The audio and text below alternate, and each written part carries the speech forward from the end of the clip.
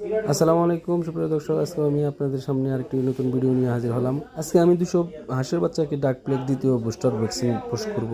ডাক plague vaccine যেভাবে dilation করতে হয় দেখেন, প্রথমে সিরিঞ্জ দিয়ে একটু পানি নিতে হবে, তারপরে ভ্যাকসিনের ভিতরে পানিটুকু দেওয়ার পরে সাথে সাথে ভ্যাকসিনটা কিন্তু গলে যাবে। গলে যাওয়ার পরে ওই ভ্যাকসিনের পানিটুকু সম্পূর্ণ আবার উঠিয়ে সাথে ডিস্টিল ওয়াটার অথবা ফ্রেশ মাম পানি দিলেও চলবে। তবে ডিস্টিল ওয়াটার দেওয়া সবচেয়ে ভালো। ডিস্টিল ওয়াটারের সাথে মিক্স করে নিলাম।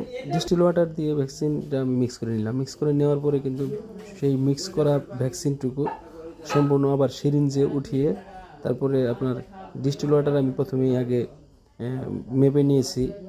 200 হাঁসের জন্য 200 মিলি পানি আমি নিয়েছি। সেখানে সেই ভ্যাকসিন মিশ্রিত পানি আমি বোতলের মধ্যে ঢেলে নিয়েছি। ঢেলে নেওয়ার পরে দেখেন আমি ভ্যাকসিন শুরু করে দিয়েছি।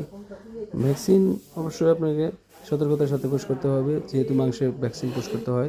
ছোট ছোট হাঁসের বাচ্চা, নিডলটা একটু ছোট মাপের লাগাতে হবে এবং কি ভ্যাকসিন পুশ করার সময় অবশ্যই মাংস ব্যতীত হাড়ে যেন না লাগে সেদিকে লক্ষ্য রাখতে হবে।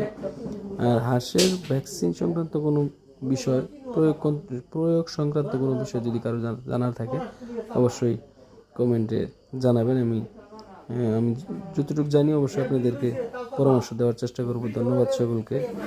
ভিডিওটি ভালো লাগলে অবশ্যই শেয়ার করবেন এবং কি লাইক কমেন্ট করবেন। ধন্যবাদ সকলকে।